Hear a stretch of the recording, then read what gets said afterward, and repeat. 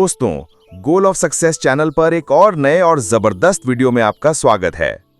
क्या आप कभी सोचते हैं कि आपके दिमाग में चल रही आवाज को शांत कैसे करें, या फिर बीते हुए कल की चिंता और आने वाले कल के डर से कैसे आजाद हों? अगर हाँ, तो आज हम एक ऐसी किताब के बारे में बात करेंगे जिसने लाखों लोगों की जिंदगी बदल दी है। एकहर्ट टोले की द पावर ऑफ नाउ। ये सिर्फ एक किताब नहीं, बल्कि जीने का एक नया तरीका है। ये हमें सिखाता है कि सच्ची शांति और खुशी ना तो बीते हुए कल में है और ना ही आने वाले कल में, बल्कि सिर्फ और सिर्फ अभी में है। एकहर्ट टोले ने खुद डिप्रेशन और एंजाइटी से बाहर निकलकर इस ज्ञान को पाया और आज वो इसे पूरी दुनिया के साथ बांट रहे हैं। उन्होंने एक रात सोचा, मैं अपने आप के साथ और नहीं जी सकता, और इसी पल उन्हें एहसास हुआ कि उनका माइंड और उनका मैं दो अलग चीजें हैं। इसी जागृति यानी अवेकनिंग के बाद उनकी लाइफ पूरी तरह बदल गई और उन्होंने द पावर ऑफ नाउ के रूप में अपनी शांति का अनुभव हम सब के साथ शेयर किया। 1997 में पब्लिश हुई ये किताब ओपरा विनफ्रे के एंडोर्समेंट के बाद दुनिया भर में बेस्ट सेलर बन गई। तो चलिए इसकी गहराइयों में उतरते हैं और हर चैप्टर को बेहतर तरीके से समझते हैं। Chapter 1, you are not your mind. इस चैप्टर में टोले सबसे बड़ा रहस्य बताते हैं। आप वो आवाज नहीं है जो आपके दिमाग में लगातार चलती रहती है। वो आवाज है आपके ईगो की, थॉट्स, जजमेंट्स और एंडलेस चैटर। ये माइंड आपके पास्ट से बनता है और इसीलिए ये हमेशा बीते हुए कल के अनुभवों के हिसाब से ही चीज़ों को जज करता है। हम उस आवाज को अपना मैं समझ लेते हैं और यही हमारे दुख का मूल कारण है। लेकिन टोले कहते हैं कि आप उस आवाज को सुनने वाले साक्षी यानी कि ऑब्जर्वर हैं। जब आप बिना रिएक्ट किए, बिना जज किए अपने विचारों को देखना शुरू करते हैं, तब आप अपने असल रूप यानी कि अपने प्योर कॉन्शियसनेस को पहचान पाते हैं। ये एक ऐसी जागरूकता है जिसमें आप माइंड के शोर से अलग हो जाते हैं। गहराई से समझें, आपका माइंड एक टूल है, आपका मास्टर नहीं। जैसे आप एक नाइफ से सब्जी काट सकते हैं, पर वो नाइफ आप नहीं है। इसी तरह आप अपने माइंड का इस्तेमाल कर सकते हैं, पर वो आपकी पहचान नहीं है। इस चैप्टर में टोले बताते हैं कि माइंड की लगातार चल रही आवाज को विटनेस करना ही पहला कदम है। इससे आप माइंड से अलग हो पाते हैं और उसके नेगेटिव पैटर्न्स को तोड़ सकते हैं। प्रैक्टिकल टिप: अगली बार जब आपको दिमाग में कोई चिंता या नकारात्मक विचार आए, तो उसको रोकने की कोशिश मत करें, बल्कि एक कदम पीछे हटकर उस विचार को एक अलग चीज की तरह देखें। मन में कहें, देखो ये एक विचार है जो मेरे दिमाग में चल रहा है। जैसे आप बादलों को आसमान में देखते हैं, उसी तरह अपने विचारों को आने और जाने दें। इससे आप माइंड और अपने बीच एक दूरी बना सकते हैं। चैप्टर 2, पेन बॉडी और इमोशनल हीलिंग। पेन बॉडी एक एनर्जेटिक फील्ड है जो हमारे अंदर दुख, बीती हुई पीड़ा और पुरानी चोट को जमा करता है। ये तभी एक्टिवेट होता है जब इसे कोई नेगेटिव इमोशन मिले, जैसे कि गुस्सा, नाराजगी या दुख। ये एक ऐसी एनर्जी है जो दुख पर ही पलता है। जैसे ही ये ट्रिगर होता है, ये आपको वही पुराने दुख के पैटर्न में उलझा देता है और आपको उन्हीं जज्बातों को बार बार जीने के लिए मजबूर करता है। टोले कहते हैं कि इससे लड़ना या इससे भागना नहीं है, बल्कि इससे जागरूकता यानी अवेयरनेस के साथ ऑब्जर्व करना है। जब आप बिना रेजिस्ट किए इसे महसूस करते हैं, तब इसकी शक्ति कम हो जाती है और ये धीरे धीरे डिसॉल्व हो जाता है। आपको बस इतना जानना है कि आपका पेन बॉडी एक्टिव हो गया है और उसकी एनर्जी को बिना जज किए महसूस करना है। गहराई से समझें, पेन बॉडी एक बचपन की चोट, एक रिश्ते का दुख या कोई बीता हुआ ट्रॉमा हो सकता है। ये हमेशा छुपी हुई स्थिति में रहता है और सही मौका मिलते ही बाहर आता है। इसका मकसद आपको दुख देना नहीं, बल्कि अपनी पहचान को बनाए रखना है। टोले कहते हैं कि जब आप इसे एक्सेप्ट कर लेते हैं, तो आप इससे अलग हो जाते हैं। पेन बॉडी से लड़ना आग में पेट्रोल डालने जैसा है। इससे मुक्ति का एक ही तरीका है, पूरी जागरूकता के साथ इसे महसूस करना और इसकी एनर्जी को बिना रिएक्शन के बहने देना। प्रैक्टिकल टिप: जब भी आपको कोई नेगेटिव फीलिंग आए, जैसे कि फ्रस्ट्रेशन या गुस्सा, तो उसे दबाएं या उससे भागे नहीं। उस पल आंखें बंद करके उस फीलिंग को अपने शरीर के किस हिस्से में महसूस कर रहे हैं, उस पर ध्यान दें। क्या वो पेट में है, सीने में? सिर्फ उस एनर्जी को महसूस करें। उसको मेरी फ्रस्ट्रेशन ना समझें, बल्कि एक एनर्जी के रूप में देखें। बिना किसी जजमेंट के उसको ऑब्जर्व करने से वो एनर्जी धीरे धीरे कम होने लगेगी। Chapter 3 the power of now. टोले कहते हैं कि हमारा दिमाग हमेशा या तो पास्ट में जीता है, पछतावा या याद, या फ्यूचर में, चिंता, प्लानिंग। इन्हीं दो स्टेट्स में रहने से हम अपने जीवन की सबसे इंपॉर्टेंट चीज खो देते हैं, प्रेजेंट मोमेंट। रियल लाइफ सिर्फ अभी में है। जब आप पूरी तरह से प्रेजेंट होते हैं तब आपको एक अद्भुत शांति और एनर्जी का अनुभव होता है। ये वो जगह है जहां चमत्कार होते हैं, जहां सच्ची क्रिएटिविटी और खुशी मिलती है। गहराई से समझें, हमारा माइंड हमें हमेशा ये विश्वास दिलाता है कि अभी की मोमेंट सिर्फ आगे आने वाली किसी बेहतर मोमेंट तक पहुंचने का एक रास्ता है। जैसे कि मैं अभी मेहनत करूंगा ताकि फ्यूचर में आराम कर सकूं। लेकिन टोले कहते हैं कि ये एक झूठ है। सच्चाई यह है कि आपके पास हमेशा सिर्फ अभी की मोमेंट ही है। फ्यूचर और पास्ट सिर्फ आपके माइंड के विचार हैं। जब आप इस सच्चाई को समझ लेते हैं तब आपका जीवन बदलना शुरू हो जाता है। जब आप किसी कार्य को पूरी चेतना के साथ करते हैं तब वो सिर्फ एक काम नहीं रहता, बल्कि एक अनुभव बन जाता है। प्रैक्टिकल टिप: दिन में छोटे छोटे मोमेंट्स में प्रेजेंस को प्रैक्टिस करें। जब आप खाना खा रहे हों तो सिर्फ खाने के स्वाद, उसकी खुशबू और टेक्सचर पर ध्यान दें। जब आप पानी पिएं तो ग्लास को महसूस करें और पानी के स्वाद को ध्यान से पिएं। जब आप वॉक कर रहे हों तो अपने पैरों को ज़मीन पर महसूस करें और अपने आसपास के शोर को सुनने की कोशिश करें। ये छोटी छोटी प्रैक्टिस आपको माइंड के शोर से आज़ाद करके अभी में लाती हैं। Chapter 4 mind strategies for avoiding the now. Mind की चालाकियां। आपका माइंड आपको अभी में आने से रोकने के लिए 1000 तरीके अपनाता है। वो हमेशा आपको ये एहसास दिलाता है कि अगली मोमेंट बेहतर होगी। जब मैं ये जॉब कर लूंगा तब खुश रहूंगा, जब मैं उससे मिलूंगा तब मेरी लाइफ कंप्लीट होगी। इस चेज में हम वर्तमान की खुशी खो देते हैं। ये एक ऐसी रेस है जिसका कोई अंत नहीं है। टोले कहते हैं कि अगर कोई सिचुएशन आपको दुख दे रही है तो आपके पास 3 ऑप्शन हैं। उस सिचुएशन को बदलें, उसे एक्सेप्ट करें या फिर उससे बाहर निकल जाएं। अगर आप इनमें से कुछ नहीं करते तो आप बिला मतलब के दुख उठा रहे हैं। इस दुख का कारण सिचुएशन नहीं, बल्कि उस सिचुएशन को ना स्वीकार करना है। गहराई से समझें, माइंड हमेशा टाइम का इस्तेमाल करता है। ये या तो आपको बीते हुए कल के पछतावे में उलझा देता है या आने वाले कल की चिंता में। इस तरह आपका माइंड आपको हमेशा प्रेजेंट मोमेंट से दूर रखता है।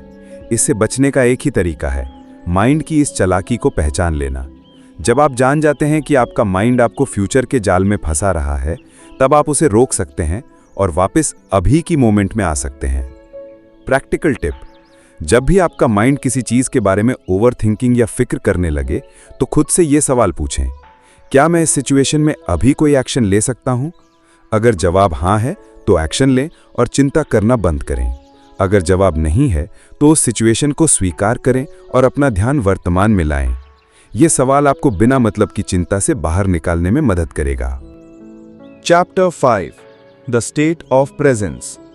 प्रेजेंस का मतलब है पूरी तरह से अभी में होना, बिना किसी जजमेंट, बिना किसी विचार के। जब आप पूरी तरह से प्रेजेंट होते हैं तो आपकी चेतना, कॉन्शियसनेस बढ़ती है और आप अपने असली रूप में आ जाते हैं।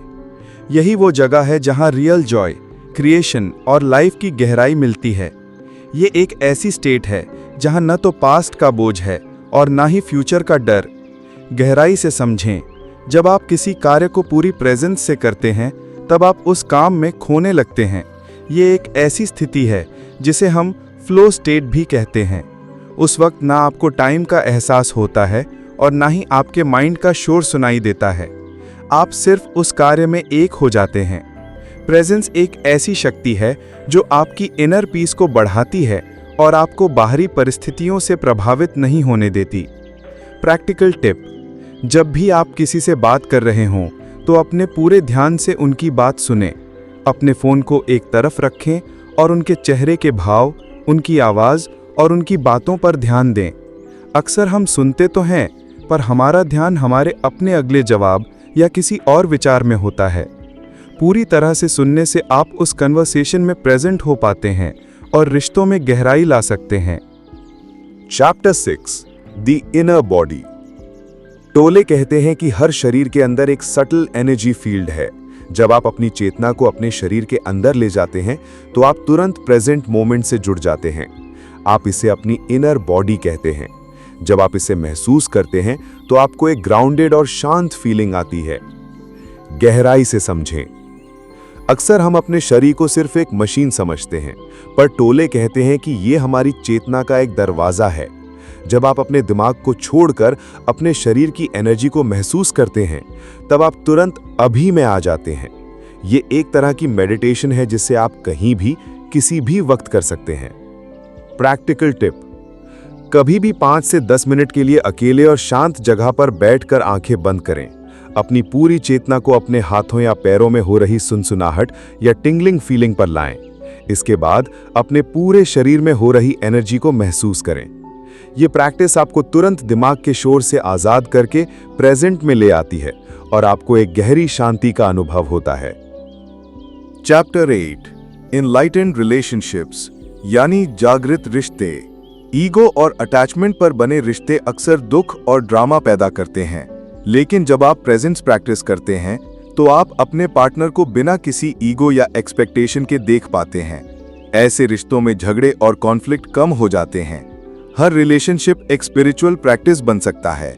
जब आप दूसरे को बिना किसी जजमेंट के देखते हैं, तब सच्चा प्यार और कनेक्शन स्थापित होता है। गहराई से समझें। जब आप अपने पार्टनर में मौजूद सच्ची चेतना को देखते हैं, ना कि उसके माइंड से बने ईगो को, तब आपका रिश्ता गहरा होता है। टोले कहते हैं कि प्यार कोई जज्बात नहीं, बल्कि एक स्टेट ऑफ बीइंग है, एक ऐसी जागरूकता जिसमें आप दूसरे को उनके पूरे रूप में स्वीकार करते हैं। ये प्यार आपके और उनके दिमाग के खेल से परे है।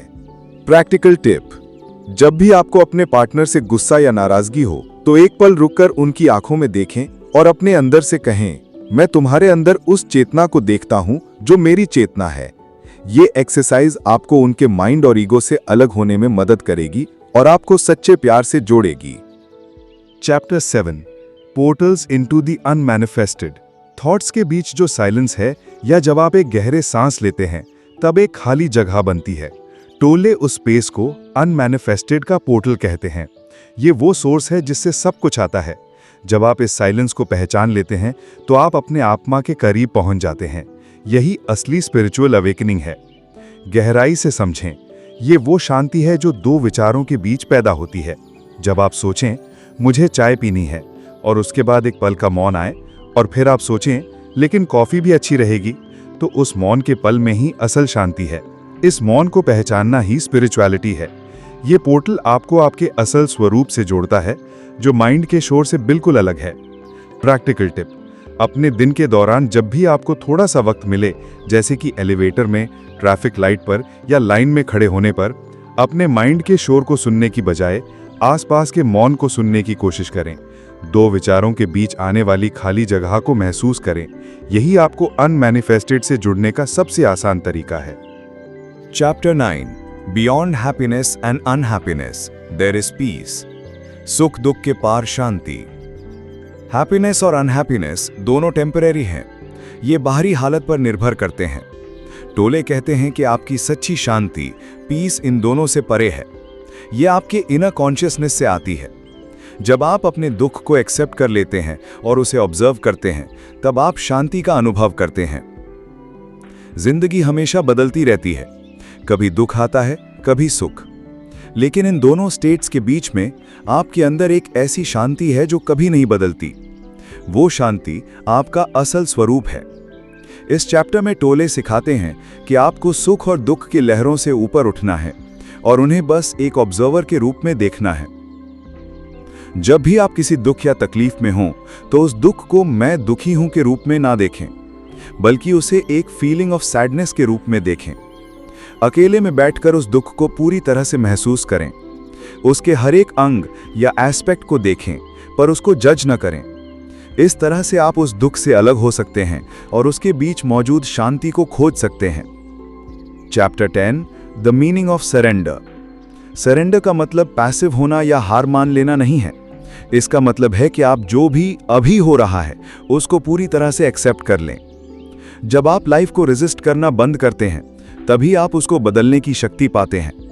क्राइसिस के समय सरेंडर सबसे पावरफुल टूल होता है। क्योंकि जब आप सरेंडर करते हैं तो आप पास्ट की चिंता से आजाद हो जाते हैं और आपका दिमाग नए सॉल्यूशन ढूंढने लगता है। सरेंडर का मतलब है जो है उसको स्वीकार करना। इसका मतलब ये नहीं कि आपका गोल छोड़ दें। इसका मतलब है कि आप अपने गोल पर काम करें पर उसके अंजाम की चिंता छोड़ दें।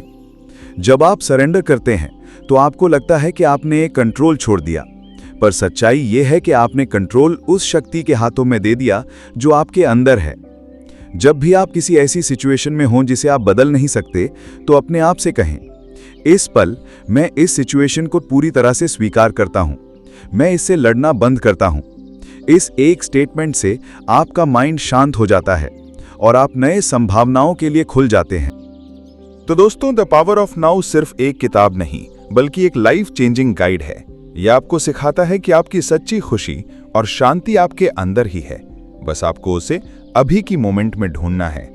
जब आप अभी में पूरी तरह से जीना शुरू करते हैं तो आपकी लाइफ का हर लेवल, चाहे वो रिलेशनशिप हो, करियर हो या पर्सनल ग्रोथ, सब कुछ पॉजिटिव तरीके से बदल जाता है। टोले कहते हैं कि आपको इस किताब को पढ़ना नहीं है बल्कि इसको जीना है।